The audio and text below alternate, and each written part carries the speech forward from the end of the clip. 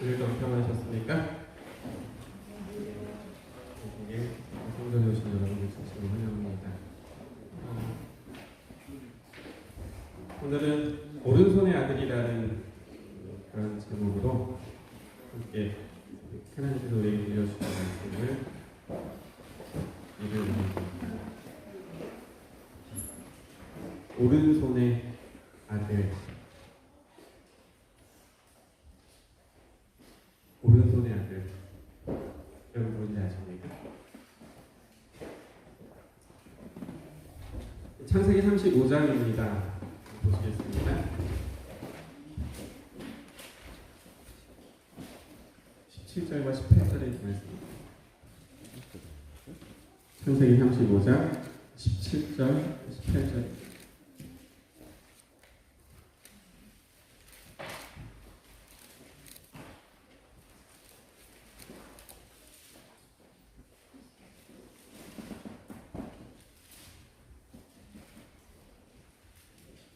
그가 난상할 즈음에 산타가 그에게 이르되 두려워하지 말라. 지금 내가 또 등남하니라 하매 그가 죽게 되어 그의 혼이 떠나려 할 때에 아들의 이름을 베논이라 불렀으나 그의 아버지는 그를 베냐민이라 불렀더라.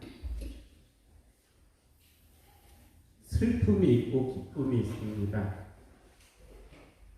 아들이 태어났지만 그 아이를 낳은 엄마가 어떻게 되는 거예요? 죽고 있습니다. 그 엄마는 라헬이었습니다. 야곱이 가장 사랑하는 여자 라헬이 지금 두 번째 아들을 낳으면서 죽어가고 있는 거예요.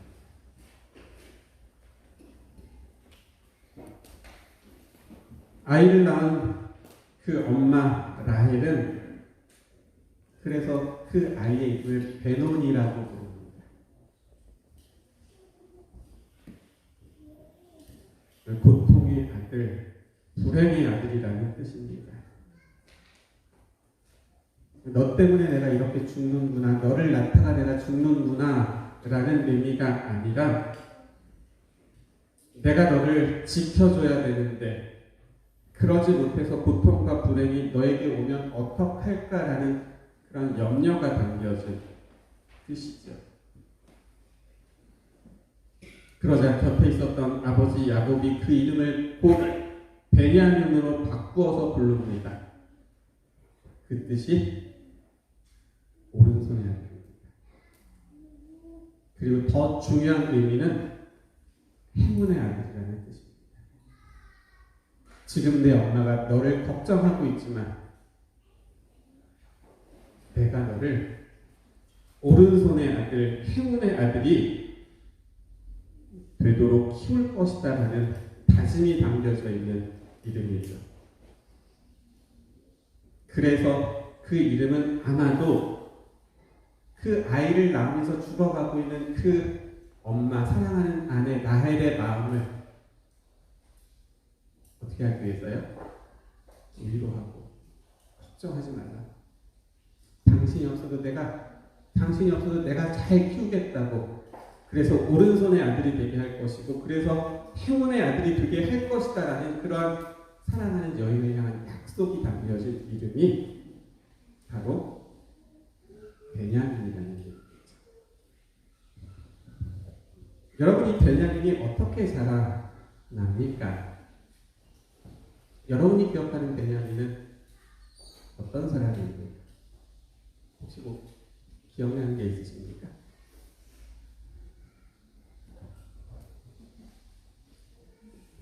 없으실 겁니다.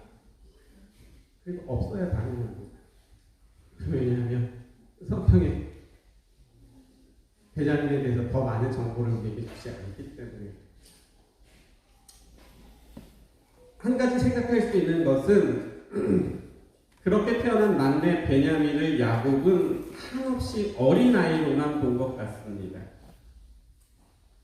형들도 엄마가 없는 막내 동생을 불쌍히 여겼던 것 같습니다. 볼 때마다 안쓰러웠겠죠. 엄마 젖도 먹지 못하고 자라났으니까요. 그래서 그 가족들이 베냐민을 어떻게 하냐면 해줄 수 있는 것이 딱 하나, 일찍 장가보내요. 그런 얘기가 성경에 나오나요? 나오죠. 그래서 요셉이 살아있다는 이야기를 듣고 야곱이 그 가족들을 데리고 애국으로 내려갈 때에 그때 요셉의 나이가 39살이었습니다. 그러니 동생이었던 베냐민은 훨씬 어렸겠죠? 적어도 뭐 두세 살은 어리지 않았겠습니까? 그럼 우리나라 나이로 하면 지금 한 37, 뭐 그 정도밖에 되지 않았을 텐데 성경에 보면 그때 결혼했던 베냐민에게 아들이 몇 명 있었냐면 아들만 10명이었습니다.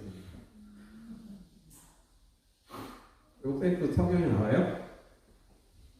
성경에 나옵니다. 진짜 나와요? 진짜 나와요. 보고 가죠. 제가 거짓말하지 않는다는 거 알려드려야 되겠네요. 46장 보세요. 21절이요.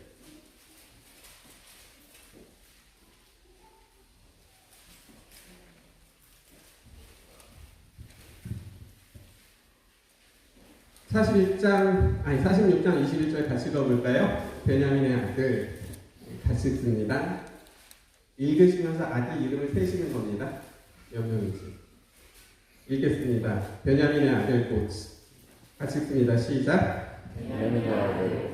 벨라와 베겔과 아스벨과 베라와 나아만과 에비와 로스와 묵임과 툭임과 야르시니 몇 명이에요? 셨어요? 10명 맞습니다. 그러니까 37살쯤 됐는데 아들만 10명인 거고 딸도 있었을까요? 있었겠죠. 적어도 한두 딸 낳지 않았겠습니까? 아무튼 아들만 10명이었어요. 엄마 없이 자란 그 막내 동생, 막내 아들을 일찍 결혼시켰던 것 같습니다. 그리고는 베냐민에 대한 기록이 성경에 나오지 않습니다. 딱 한 군데 나옵니다. 그것은 야곱이 죽을 날이 가까웠을 때 아들들을 부르고 유언을 남기는데 그때 야곱은 베냐민에게도 유언을 합니다. 그리고 우리는 그 아들 베냐민을 향한 아버지 야곱의 유언을 통해서 베냐민이 어떤 사람이었고 어떤 삶을 적어도 그때까지는 살았는지를 우리는 가늠해 볼 수 있는 거죠. 49장입니다. 27절 보겠습니다.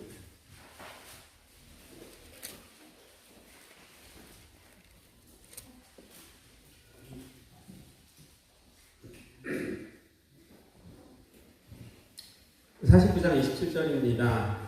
베냐민은 물어뜯는 일이라 아침에는 빼앗은 것을 먹고 저녁에는 움킨 것을 나누리로.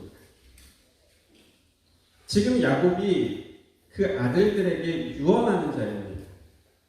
그런데 막내 아들이었던 베냐민에게 뭐라고 말하고 있냐면 물어뜯는 일이라고 했습니다. 아침에는 빼앗은 것을 먹고 저녁에는 움킨 것을 나눈다고 그렇게 유언합니다. 그리고 그게 끝이었습니다. 이게 무슨 말일까요? 어떤 의미입니까? 이렇게 설명합니다. 이 말은 어린아이가 고집을 부리거나 시샘을 하여 토라지는 것 같은 버릇없음을 말합니다.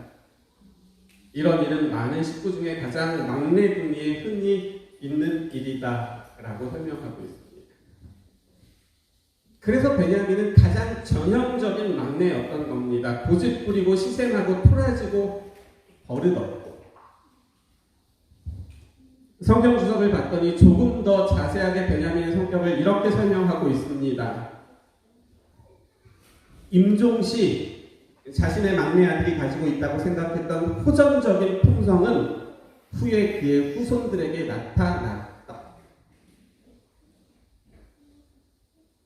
그래서 베냐민은 고집을 부리거나 시샘을 하고 토라지고 버릇이 없었을 뿐 아니라 그 아이가 아주 호전적인 아이.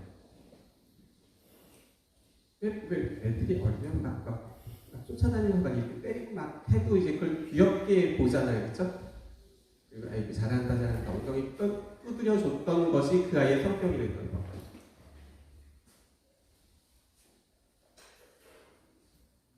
엄마 없이 자란 그 막내 아들과 막내 동생을 불쌍히 여기면서 오냐 오냐 하면서 키운 결과라고 생각합니다. 희생하고 초라지고 버릇 없었을 뿐 아니라 성격이 싸움을 좋아하는 성격이었던 것이죠. 그것이 베냐민이에요. 그런데 오늘 우리가 주목하고 싶은 것은 이런 베냐민의 그런 성품이 그의 후손들에게 매우 위기로 나타났다라는 겁니다. 이제 사사기 보겠습니다. 19장입니다. 사사기 19장입니다.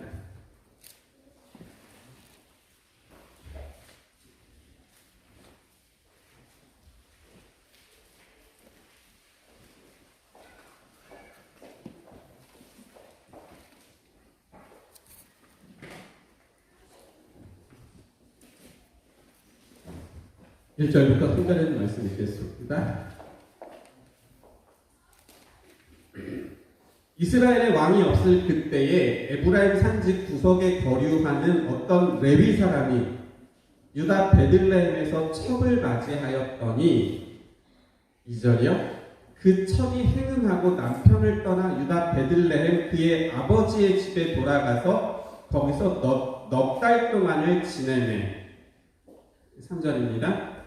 그의 남편이 그 여자에게 다정하게 말하고 그를 데려오고자 하여 하인 한 사람과 나귀 2마리를 데리고 그에게로 가매 여자가 그를 인도하여 아버지의 집에 들어가니 그 여자의 아버지가 그를 보고 기뻐합니다. 레위 사람이 지금 자신의 첩이 친정에 가 있는 겁니다. 그래서 거기서 돌아오지 않는 거죠. 그래서 데리러 갑니다. 그리고는 그 처갓집에서 며칠을 지낸 다음에 이제 자기 집으로 돌아가기 위해서 길을 나서는 이야기입니다. 에브라임 산지 구석에서 베들레헴까지는 꽤 먼 길입니다. 그렇기 때문에 하루 만에 갈 수 없는 거리였습니다. 그렇기 때문에 다시 베들레헴에서 자기 집인 에브라임 산지로 돌아가는 길에 그 레위 사람은 분명 하룻밤을 어디선가 지내고 가야만 했습니다. 그런데 집으로 돌아가던 그 레위 사람이 자기 첩과 하인과 마침 도착한 것이 어디냐면 기브아라는 곳이었습니다. 그리고 그곳은 어떤 사람들이 살고 있는 곳이었을까요? 그렇죠. 베냐민 사람들이 살고 있는 지역 기브아에서 그 레위 사람이 하룻밤을 지내게 됐던 겁니다. 16절입니다. 저녁 때에 한 노인이 밭에서 일하다가 돌아오니 그 사람은 본래 에브라임 산지 사람으로서 기브아에 거류하는 자요. 그곳 사람들은 베냐민 자손이다. 그랬죠? 집으로 돌아가던 길에 레위 사람이 한 노인을 만납니다. 같은 고향 사람인 거죠. 그 노인이 자기 집으로 초대합니다. 그래서 처음 만난 노인이지만 동양 사람이기 때문에 자신의 그 첩과 하인을 데리고 그 집으로 들어가서 하룻밤을 자려고 하는 겁니다. 그런데 그날 밤에 문제가 생깁니다. 22절부터 보겠습니다.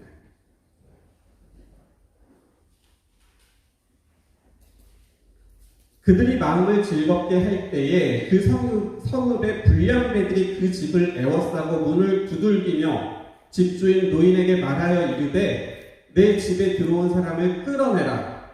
우리가 그와 관계하리라 하니.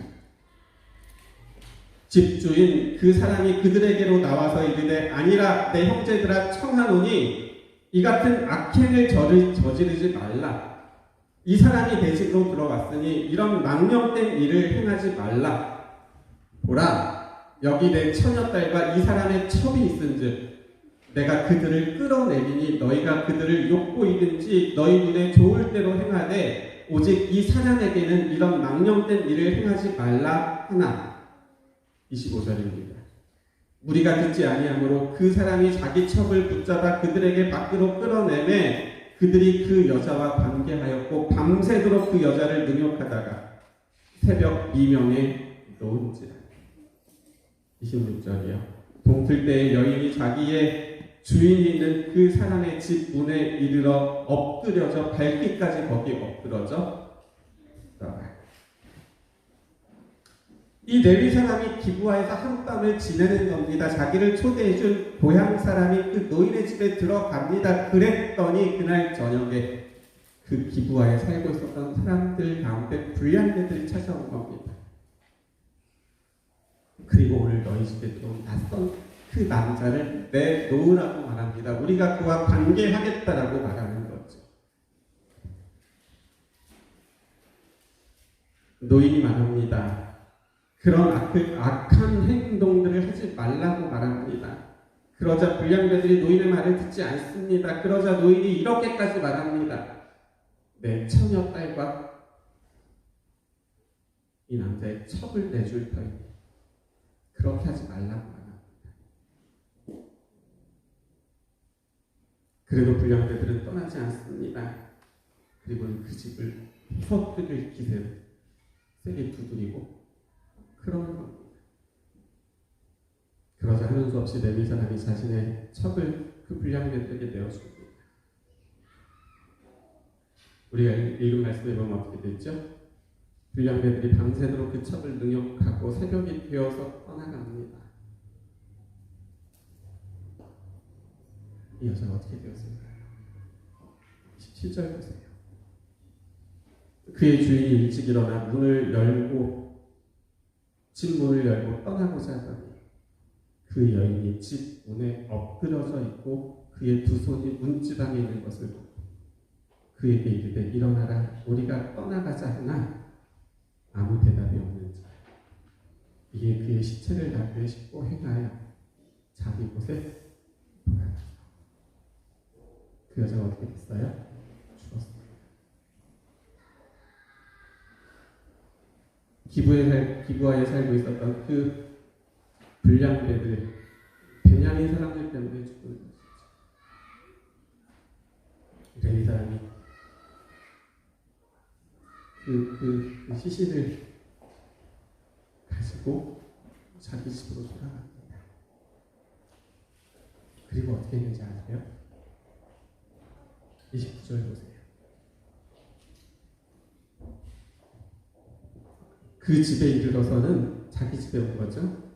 칼을 가지고 자기 첩에 시체를 거두어 그 마디를 찍어 12덩이로 나누고 그것을 이스라엘 사방에 두고 보내매 그것을 보는 자가 다 이르되 이스라엘 자손이 애굽 땅에서 올라온 날부터 오늘까지 이런 일은 일어나지도 아니하였고 보지도 못하였도다. 이 일을 생각하고 상의한 뒤에 말하자 합니다. 집에 도착한 이 레위 사람이 어떻게 해요? 성경에 보니까 그 여자의 그 시신을 12덩이로 나눕니다. 그리고 이스라엘 12지파에 하나씩 보냅니다.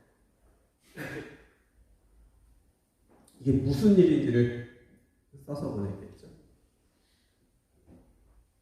이스라엘이 발칵 뒤집힙니다.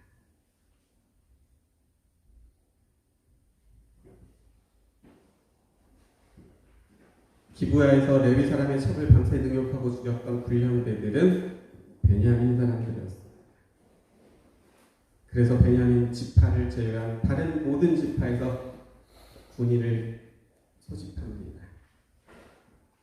모인 숫자가 40만 명이었습니다. 그리고 그렇게 모인 이스라엘의 40만 명의 군인들이 베냐민을 향하여 이런 기별을 보냅니다. 그것이 20장 12절 13절입니다. 이스라엘 지파들이 베냐민 온 지파 사람들을 보내어 두루 다니며 이르기를 너희 중에서 생긴 이 악행이 어찌되냐. 그런즉 이제 기브아 사람들 곧 그 불량배들을 우리에게 넘겨주어서 우리가 그들을 죽여 이스라엘 중에서 악을 제거하여 버리게 하라 하라. 모인 그 이스라엘의 이름으로 모인 그 40만 명의 군인들이 그 베냐민 사람들에게 보내는 겁니다. 이런 일이 정말 일어나느냐? 이런 악행은 우리가 듣지도 보지도 못했던 일인데 이런 악행은 뭐 해야 된다? 제거해야 된다. 그러니 그 불량들을 우리에게 내어달라고 말합니다. 그런데 베냐민 사람들이 어떻게 하죠? 베냐민 자손이 그들의 형제 이스라엘 자손의 말을 듣지 않습니다. 그래서 싸움이 일어납니다.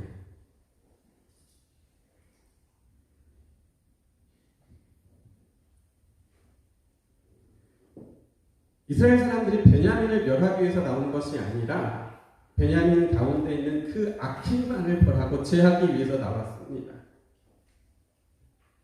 그런데 베냐민 지파가 그것을 받아들이지 않습니다.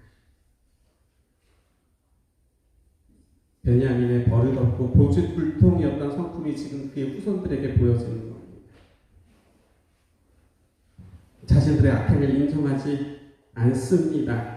성경 주석을 찾아보면 오히려 자신들의 행동이 왜 그렇게 말하는지 모르지만 옳았다고 주장합니다.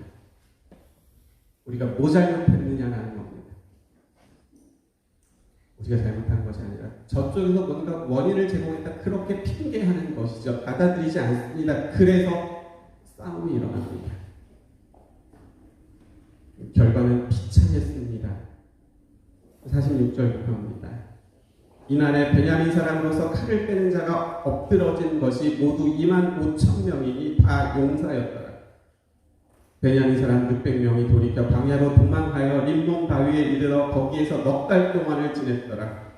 이스라엘 사람이 베냐민 자손들에게로 돌아와서 온 성읍과 가축을 만나는 자를 다 칼날로 치고 닥치는 성읍은 다 모두 불살랐더라. 전쟁의 결과는 비참했습니다. 우선 전장에 나온 25,000명이 죽습니다. 그런데 끝이 아니죠. 그 앞에 44절을 보면 이미 18,000명이 죽었습니다. 끝이 아니었습니다. 베냐민 사람들이 살고 있는 성읍으로 진격합니다. 가축과 만나는 자를 다 칼날로 치고 모두 다 불살라버립니다. 다 죽은 거죠. 전쟁 중에 도망했던 600명만 살아남은 겁니다. 베냐민 사람들의 잘못된 선택으로 베냐민 지파가 송두리째 멸망을 당하는 것이죠. 잘못된 선택을 할 이유가 있었습니다. 완고한 고집과 고집불통의 성격이었기 때문이죠. 그런데요, 놀랄 일은 아직 더 남아있습니다. 기가 막히게 놀랄 일인데 이거보다 더 놀랄 일이 남아있다는 거죠. 그것이 무엇일까요? 그것은 이런 베냐민의 이름이 놀랍게도 계시록에 나온다는 겁니다. 나올 수도 있지. 보시죠. 계시록 7장입니다. 8절. 계시록 7장 8절입니다.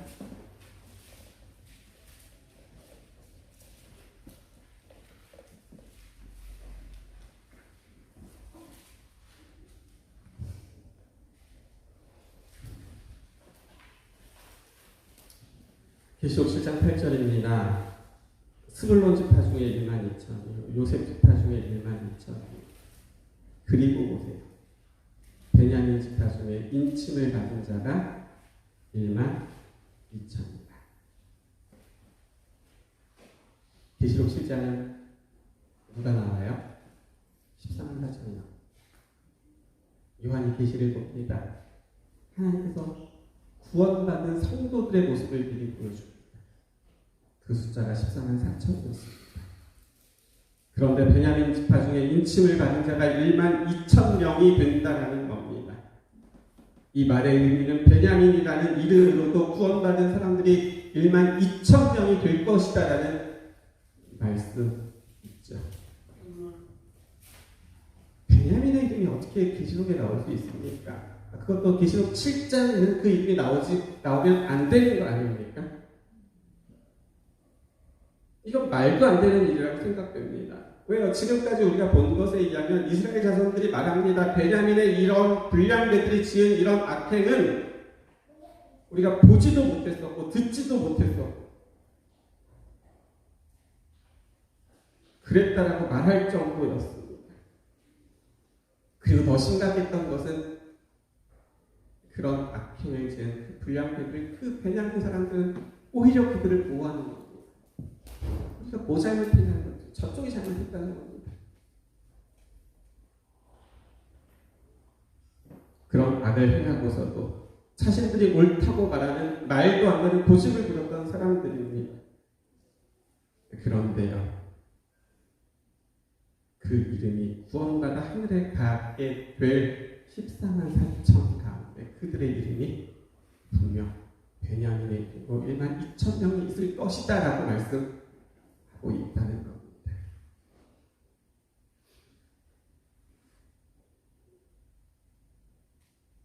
여러분 이걸 어떻게 이해하십니까?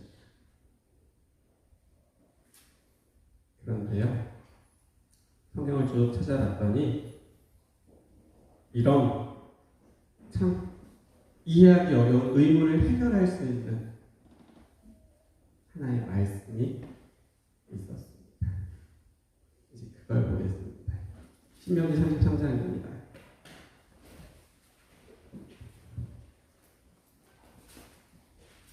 신명기 33장 12절입니다.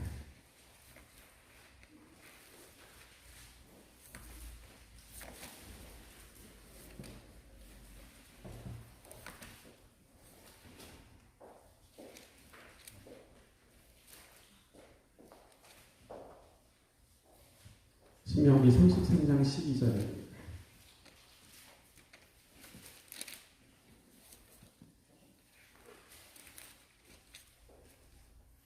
말씀을 같이 읽겠습니다. 베냐민에 대하여는 같이 읽습니다. 시작. 베냐민에 대하여는 일렀으되 여호와의 사랑을 입은 자는 그 곁에 안전히 살리로다. 여호와께서 그를 날이 마치도록 보호하시고 그를 자기 어깨 사이에 있게 하시리로다. 이 말씀은 누가 한 말이냐면 모세가 한 말입니다. 이스라엘 백성들을 이제 떠나야만 하는 그 모세가 이스라엘 그 12지파를 향하여 남겼던 마지막 유언과도 같은 말씀이었고 축복이었습니다. 그런데 모세는 베냐민 지파에게도 축복합니다. 그리고 그 축복의 내용은 안전한 보호였습니다. 특별히 그를 자기 어깨 사이에 있게 하시리로다 라는 말씀은 아버지가 자기 자식을 등에 업은 모습을 가리키는 말로 품에 안는다라는 의미였습니다. 그래서 그런지 이 말씀을 새번역 성경에서는 이렇게 기록하고 있었습니다. 베냐민 지파를 두고서 모세는 이렇게 말하였다. 주님께서 사랑하시는 베냐민은 주님의 곁에서 안전하게 살 것이다. 주님께서 베냐민을 온종일 지켜주십니다. 베냐민은 주님의 등에 엎혀서 살게 될 것이다 라고 기록하고 있는 것이죠. 아버지였던 야곱은 베냐민에게 그 막내 아들에게 베냐민이라는 이름을 줍니다. 오른손의 아들 즉 행운의 아들이 되기를 원했습니다. 그리고 자기가 그렇게 키우겠노라는 다짐이 그 안에 담겨져 있었습니다. 그런데 아버지였던 야곱은 그 일에 실패하고 맙니다. 그래서 우리가 살펴봤던 그 야곱이 마지막 자신이 죽어가는 그 유언의 자리에서 오른손의 아들로 키울 것이다 라고 말했던 베냐민에게 어떤 유언을 해요? 너는 왜 이렇게 무엇이든지 파괴하는 아들이 되고 말았느냐라는 그런 이야기만을 남기게 되었던 것이죠. 그런데요, 지금 모세는 어떤 축복을 하고 있습니까? 모세는 베냐민을 하나님께서 품어주시고 하나님께서 어깨로 업어주시고 하나님께서 마치는 그날까지 지켜주실 것이다 라고 그렇게 말하고 있는 것이죠. 어떻게 이렇게 다른 이야기를 할 수 있었습니까? 오늘 우리가 살펴봤던 사사기 19장과 20장의 이야기가 우리에게 중요한 것을 가르쳐 줍니다. 기브아에서 일어났던 일이 분명 베냐민 지파에게는 재앙 같은 일이었습니다. 이스라엘의 모든 지파들은 그들을 향하여 이런 악을 행한 사람들은 다 제하여 버려야 되고, 그리고 그들을 보호하는 지파 사람들조차도 다 죽어야 된다라고 그렇게 말했습니다. 그리고는 칼을 들고 달려갑니다. 쫓아갑니다. 그리고는 어떻게 했어요? 정말 거의 다 죽여버렸습니다. 몇 명만 남게 되고 600명만 남게 됩니다. 그런데요, 그렇게 남겨진 그 600명을 하나님께서 찾아가십니다. 그리고 그 남겨진 600명이 그 재앙 같은 일들을 통하여 이제는 신명기 33장 12절의 말씀이 어떤 말씀인지를 그들로 하여금 경험하게 하십니다. 겨우 살아남은 그들이 어떻게 살았을까요? 우리가 베냐민 사람들이라고 그렇게 드러내놓고 살지 못하는 겁니다. 행여나 자신들이 숨겨져 있는 것이 발각될까봐 숨어서 삽니다. 숨죽여서 삽니다. 불안하게 하루를 그렇게 살아갈 수밖에 없었던 것이지. 다른 사람들은 다 버립니다. 손가락질합니다. 이제는 그 남아있는 600명조차도 찾아내서 그 씨를 멸해야 버려야 된다라고 그렇게 말합니다. 그런데 그들을 하나님께서 찾아가셨다.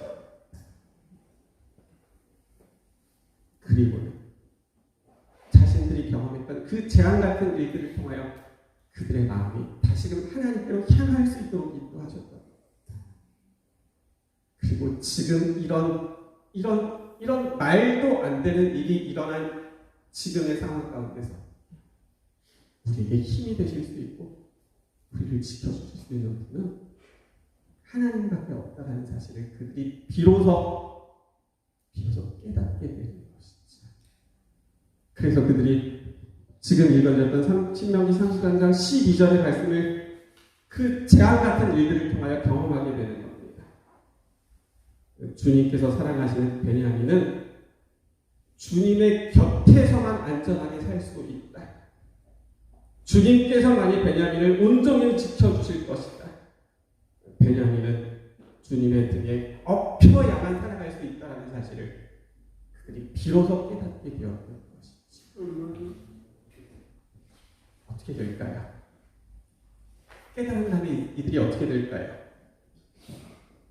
12지파라는 책이 있습니다. 그 책에 보니까 이런 기록이 있습니다. 야곱이 자기 앞에 있는 것은 무엇이든지 파괴하는 이리로 비유했던 그 겁없는 성격의 베냐민이 놀랍게도 변화합니다. 이제는 그렇게 무모하게 사용하던 힘을 그들이 하나님에 대한 관심과 그분의 백성을 보호하는 일에 사용하기 시작하였다라고 그렇게 기록하고 있는 것이죠. 그래서 그런지 베냐민 지파는 막내 지파였고 멸망을 당할 정도로 큰 위기를 겪었음에도 불구하고요, 그 이후에 이 베냐민 지파에서 이스라엘을 구원하는 구원자들이 여러 명 나옵니다. 첫째는 사사 에훗입니다. 침략한 모압인들의 손에서 이스라엘을 구원하고 무려 80년 동안 그 사사시대에 80년 동안 태평을 누리게 했었던 그 에훗이 베냐민 지파 사람이었습니다. 둘째는 이스라엘의 첫 번째 왕이었던 사울이 베냐민 출신이었습니다. 물론 비록 사울이 나중에는 실패한 왕이 되지만 그래도 하나님께서 왕을 달라는 그 백성들의 요구를 들으셨을 때 하나님께서 보실 때 가장 하나님께서 선택하시는 사람은, 하나님께서 왕으로 내세우실 수 있었던 사람은 당시에는 딱 한 사람, 사울이었던 겁니다. 그리고 그는 베냐민 출신이었습니다. 그리고요, 에스더서에 나오는 누가 나오죠? 어느 지파일까요? 참 쉽죠? 베냐민 지파입니다. 모르드게가 베냐민 지파입니다. 하만이라는 사람의 그 그 모함과 그래서 이스라엘 온 전체가 죽임을 당하기로 날짜까지 받았던 그런 위기 가운데서 이스라엘 백성들을 구원했던 그 모두 두 개가 베냐민 사람이었습니다. 신약시대로 넘어오면요, 신약시대 그 가장 위대한 사람 가운데 한 사람이 누굴까요? 신약시대에 와서는 사도 바울이 베냐민이죠.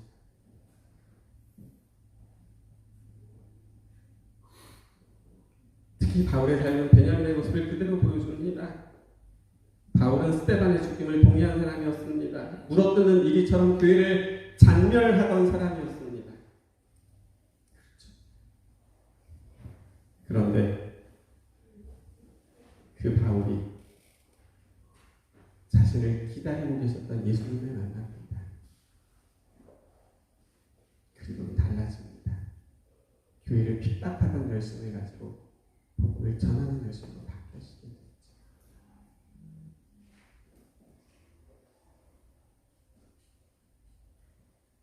여호와의 사랑을 입은 자는 그 곁에 안전히 살리로다. 여호와께서 그를 날이 마치도록 보호하시며 그를 자기 어깨 사이에 있게 하시리로다.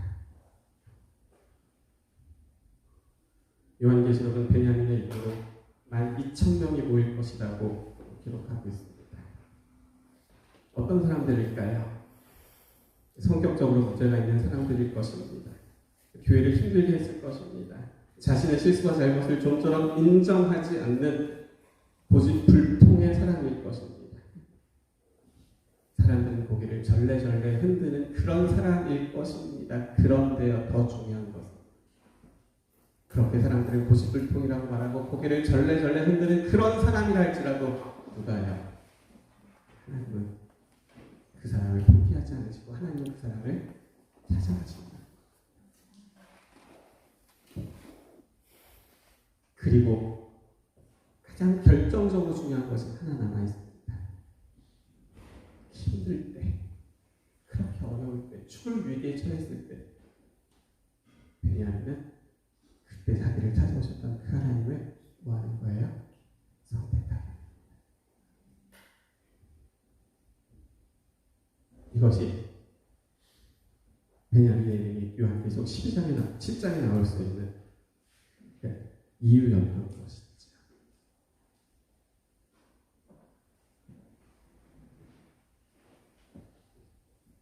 우리도 마찬가지입니다.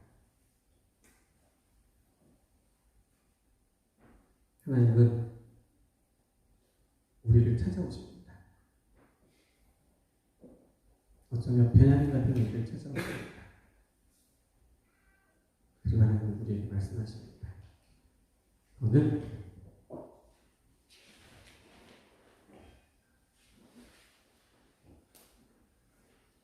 너는 내 곁에서만 안전할 수 있다.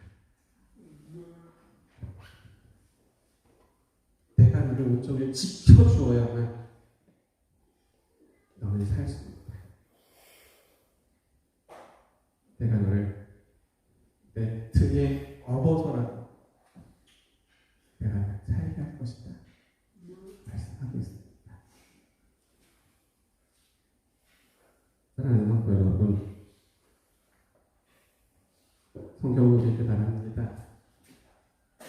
볼지어다 내가 오늘도 문 밖에 서서 두드리고 누구든지 내 음성을 듣고 그 문을 열며 지금까지 너희가 어떤 삶을 살았다 할지 그것이 마치 베냐민과 같은 그런 삶이었다 할지라도 나는 내 음성을 듣고 나를 향하여 문을 여는 너희를 나는 절대로 포기하지 않을 것이다 약속하시는 것이지요.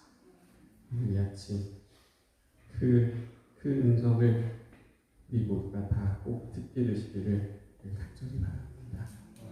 야곱은 자신의 아들을 오른손의 아들이 되게 하는 데 실패했습니다. 그런데 하나님은 그렇게 실패하고 주저앉은 그 베냐민을 하나님 오른손의 아들이 되게 하셨습니다. 그리고 당당하게 베냐민의 이름으로 하늘에 볼 수 있는 초청장을 그에게 주셨던 것이죠. 베냐민의 이야기는 끝없이 넘어지고 실패하는 우리를 향하여 귀중한 희망의 메시지를 줍니다. 우리는 넘어집니다. 우리는 넘어집니다. 그런데 하나님은 그런 우리를 찾아오십니다.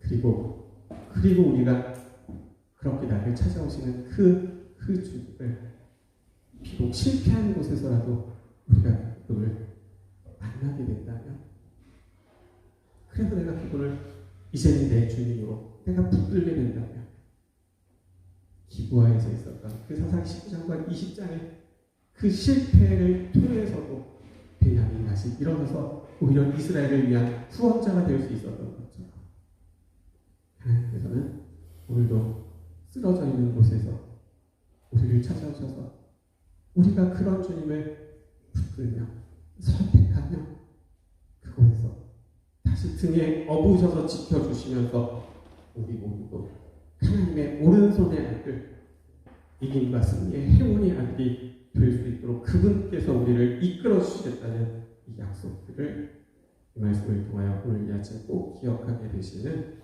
우리 모두가 되시기를 바라면서 말씀을 마치겠습니다. 하나님, 너는 주님 곁에서만 안전히 살 수 있어. 왜냐하면 주님께서만이 너를 온전히 지켜주실 수 있기 때문이야. 네가 힘들며 주님께서는 너를 업어주실 거야 라는 그런 이야기를 수도 없이 들었었습니다. 그런데 그때는 그 말이 머리로는 이해되지만 마음으로 다가오지 않았던 겁니다.